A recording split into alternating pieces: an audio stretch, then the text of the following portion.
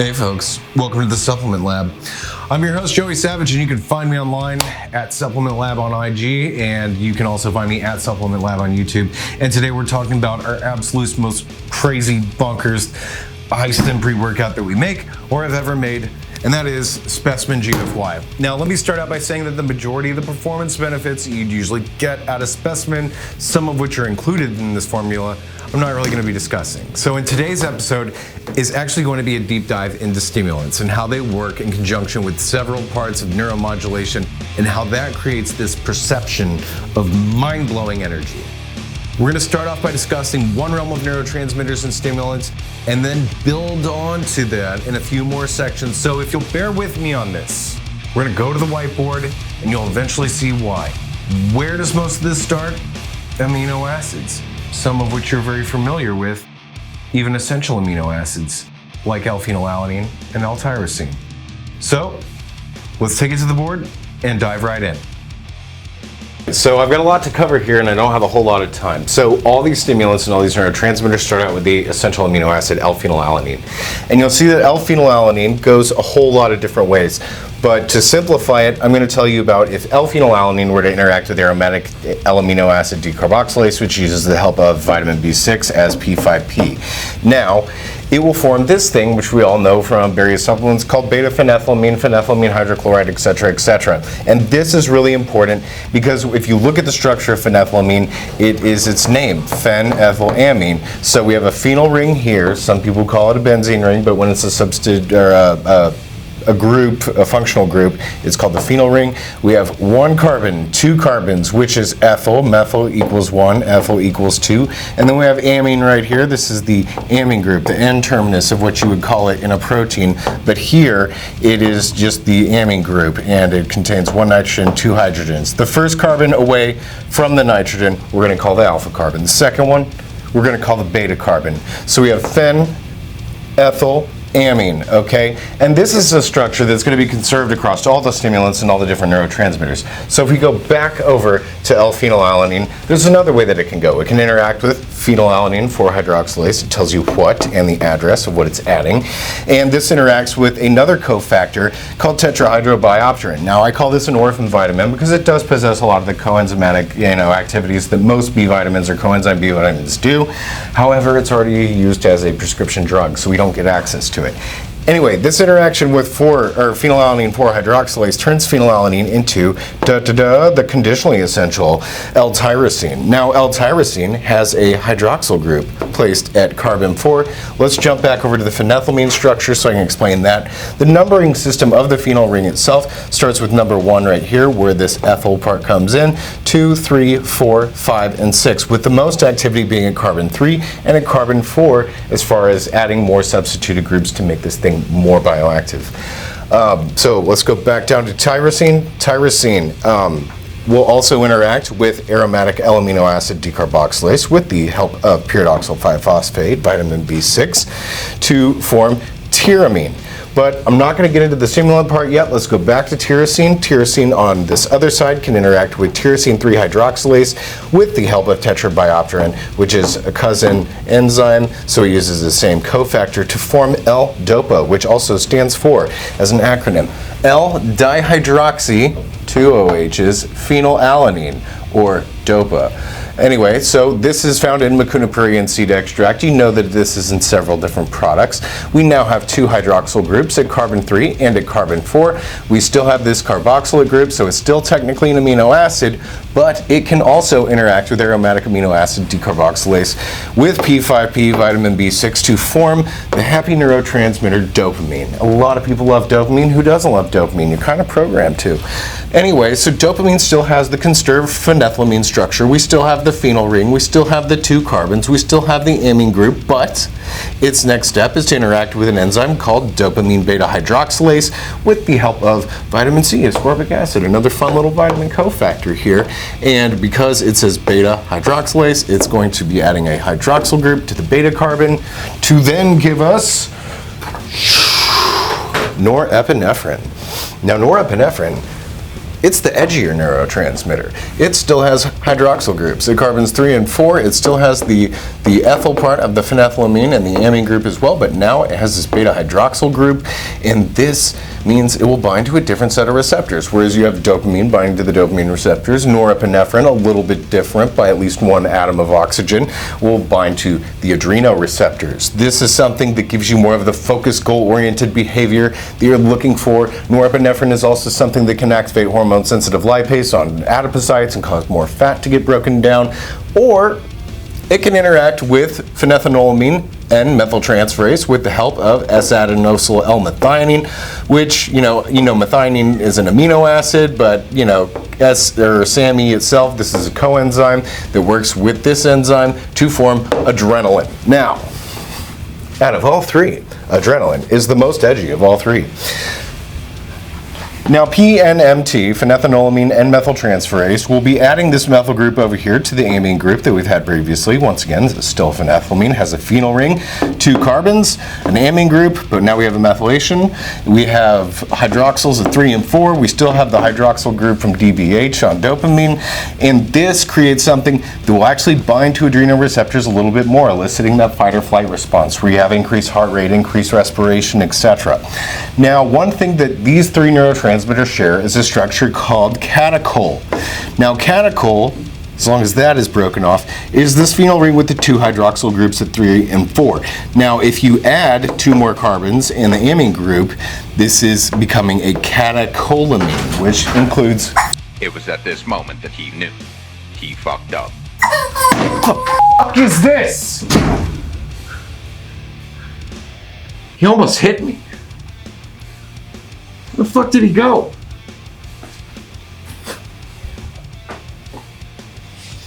So once again, adrenaline, fight or flight response. I had a little bit of a flight response. Let's go back over to tyrosine, and we're going to find out how the rest of these stimulants get made. So, tyrosine, working with aromatic amino acid decarboxylase with P5P, vitamin B6 forms tyramine. You'll notice that it also has a phenyl ring, 1 and 2 carbons, an amine group, but it does have this... Is that a blowtorch? Anyway, so tyramine is something that you find in cheese and wine. It increases blood pressure. That way, if you've had like a lot of wine or you're at a wine tasting and you've had some cheese along with that, this will actually increase your blood pressure. And a lot of people who do drink a lot of different wine and everything at these types of events, they have a headache. And it's also referred to as a tyramine headache because you consume so much tyramine, your blood pressure increases and it causes you to have a headache. Now, this can go one of 2 different ways.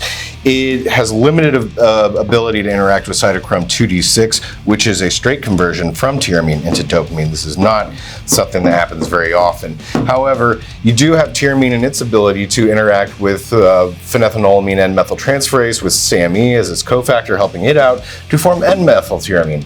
Now, this has a slightly longer half-life. Don't pay attention there. It has a slightly longer half-life. It will also increase blood pressure.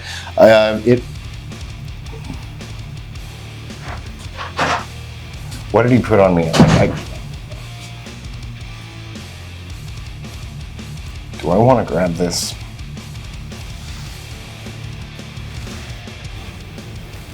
Yeah. What the fuck is this?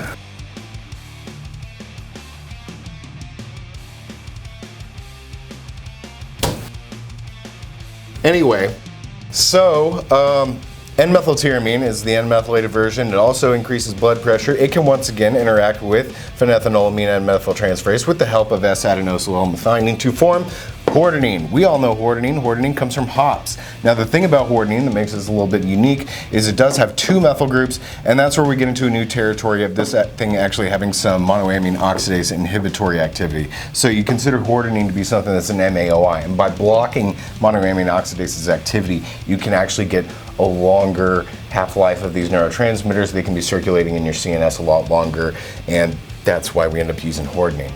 Now, let's go back over to tyramine, because that's one of the ways this can go.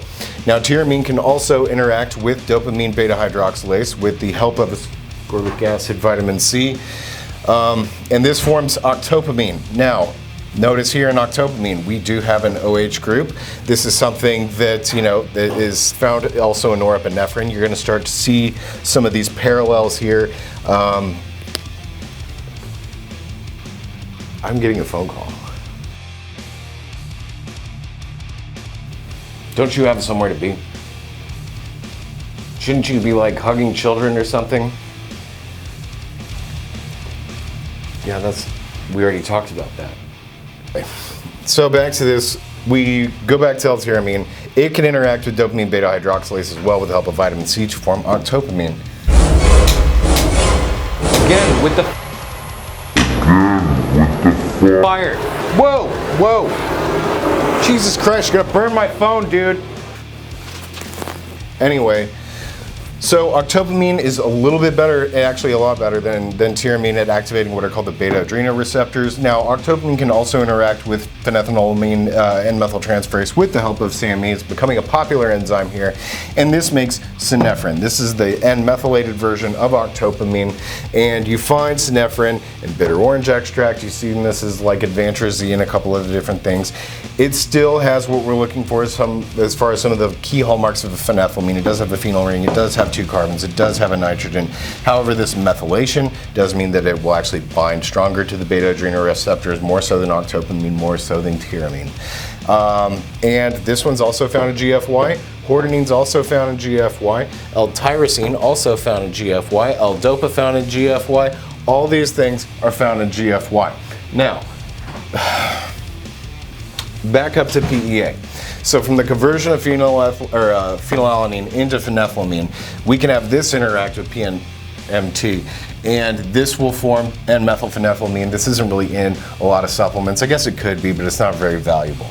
This can also interact with PNMT again with the help of SAMe to form an N-dimethylphenethylamine or an N-dimethylphenethylamine citrate. You've also seen this as ariogerensis, and this is something that is very similar to hortonine. It does have the 2 methyl groups that hortonine does. So you see that's conserved across the 2. It does have the 2 carbons for the ethyl. It does have the phenyl ring, but what it does not have is this hydroxyl group, which means that hortonine is probably going to have an easier job of binding to monoamine oxidase than ariogerensis. So I find that hortonine is probably going to be better in this regard. Anyway, so then we've got this other thing, halostashine, also found in GFY. But we have a question about this because this isn't something that's endogenously formed in human beings. It's not part of normal metabolism. But we have a question as far as how does it get made? Well, there's a couple of different ways.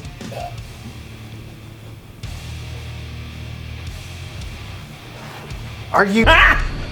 Got him! Got him!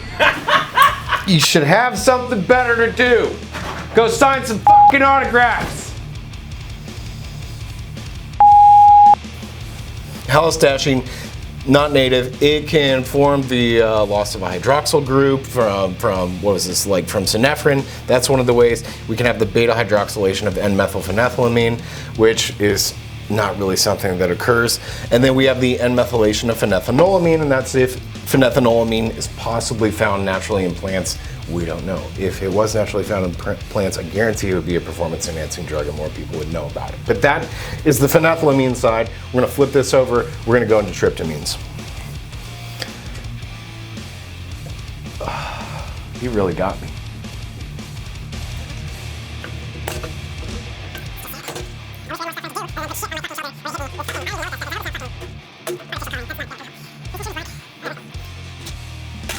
So we've already covered the phenethylamine class. Let's talk about the tryptamine class. Now, all tryptamine compounds start from the amino acid L-tryptophan. Once again, it's another EAA. Shocker there.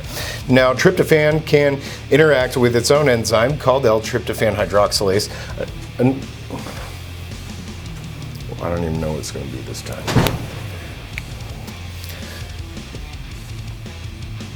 Yeah, get it now. Specimen GFY. That's what we're talking about.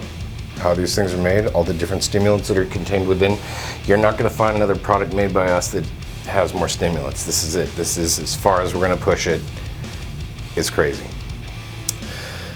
So tryptophan actually has a couple of things that are also conserved. So we do have a phenyl ring like before. we do have 1, 2 carbons, and then we have an amine group. And it's like the phenethylamine kind of cyclized on itself.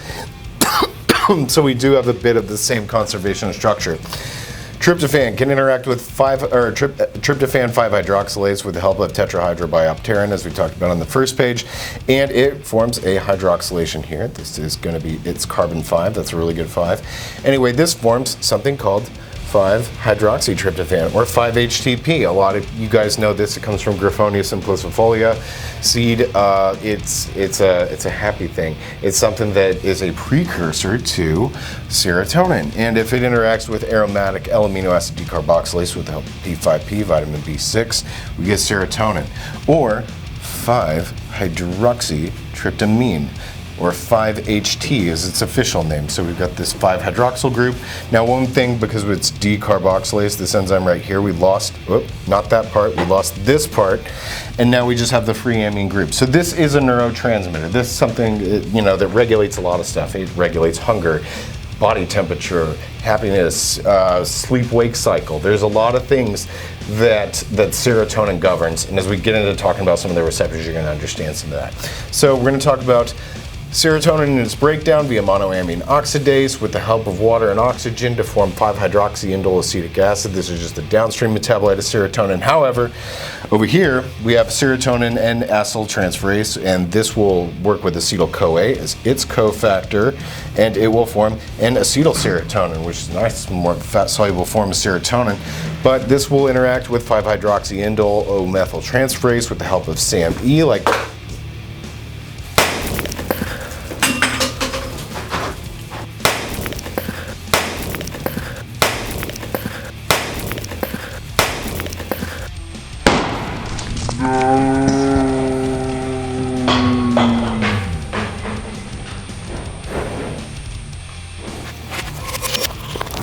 I think there's gunpowder in there. Anyway, that was fun. If I already explained how GFY feels like, it's getting a fucking confetti cannon blown in your face at point blank range. It's not safe. N-acetylserotonin works with hydroxyindole-O-methyltransferase and SAMe to form melatonin. Melatonin, okay, so we brought a methyl group onto the hydroxyl group located at carbon 5. We now have it here, and this is melatonin. Now, to talk about things as far as what all serotonin governs, we're going to go back over here. So when tryptophan works with aromatic amino acid decarboxylase and P5P, it can form something called tryptamine. Now tryptamine, like phenethylamine, is the base structure of all the different, I guess you could say psychoactive compounds that are based on the serotonin system. And if we go down to this list of tryptamine alkaloids, we'll see that there are several different ones, including yohimbine, found in GFY, rowalcine, found in GFY, vinpocetine. Wait, this is a little bit different. It doesn't feel like yohimbine or rowalcine. It increases cerebral blood flow. And then we have beta-carboline, which is pretty much an MAOI. Again, this is found in Peganum harmaloseeds. We have psilocybin. This is what comes from mushrooms, the psychedelic kind, not the regular good kind like super shrooms. So psilocybin, this is a tryptamine alkaloid. So is dimethyltryptamine and lysergic acid diethylamide. And these last three are still hallucinogens. So from increasing the fight or flight response to increasing cerebral blood flow to increasing the ability to have neurotransmitters being in your CNS more frequently, then to full-on hallucination, the tryptamine alkaloids own the largest amount of possibility of control over the domain of the human body. So I've got rowalcine yohimbine over here. If you look at its structure, it does have this indole dual ring system here. Part of tryptamine, we have 1 carbon, we have 2 carbon, we have the amine group. That's the tryptamine portion of this. Now the rest of this is what makes it unique to being yohimbine. And this is something where, we've got the showing that the alpha yohimbine and the beta yohimbine by this wedge and dash model. If it's a wedge, it's going away from you in a 3D dimensional plane, and if it's got this, or if it's got the dash, and if it's got the wedge, it's going to be coming toward you in a 3-dimensional plane. So atom for atom, yohimbine and rowalcine are the same thing. It's just their 3D conformation that accounts for this drastic change and effects. A lot of people find that rowalcine is not as anxiety generating as yohimbine is, and it's just that one atom arrangement. It's a little bit different. Another thing to note, GFY features an ivy leaf extract which has heteroglycide C, which is the glycoside of hederagenin. Look that one up. Hederagenin is something that is a triple reuptake inhibitor, which is really kind of nice because that means when you take GFY, it's going to be working on dopamine, it's going to be working on norepinephrine, and it's going to be working on serotonin. That is the 3 and the triple reuptake inhibitor that the ivy leaf actually provides this effect for. Last thing I'm going to talk about is regular xanthine. So when we're talking about all these compounds, we're talking about molecules with similar shapes, and because they have similar shapes, they can fit a same or a similar subset of receptors and activate those receptors. So the last thing we get to talk about is really how caffeine works. Now, caffeine works by being an antagonist of this thing right here, adenosine. You'll see adenosine is a type of a purine. It's got some nitrogens in a dual ring system, very similar to what we saw over there in tryptamine. And then it's got this, which is a ribose sugar. You've probably seen ribose also in quite a lot of different products too. It comes in both linear and ring formations, and when it comes into contact with adenine, you get adenosine. This is a purine type of thing. It's also a nucleotide base, and this is what makes you feel tired. So by antagonizing or inhibiting the receptors for adenosine, you increase wakefulness and you increase or decrease fatigue. So similarly shaped, we have caffeine over here. Caffeine also has a very nitrogenous bicyclic ring system. It does have methyl groups though, which means it's probably going to have a little bit stronger binding, a little bit more fat solubility than just adenosine on its own. But the unique features that you're going to find here in caffeine versus adenosine are these oxygens that is going to be conserved across the majority of the xanthine compounds that we actually talk about. Next one, a cousin similar to caffeine, is this cat over here, theobromine. Once again, the main difference that theobromine has versus caffeine is that this nitrogen here does not have the methyl group like caffeine does, even though I just put a stick. Just so you know, folks at home, CH3 is what happens at the terminal end of every stick. These share a similar structure because they have this purine-ish type of a base. Xanthine is the main difference, like I just talked about earlier, because it does have these oxygens that are found here.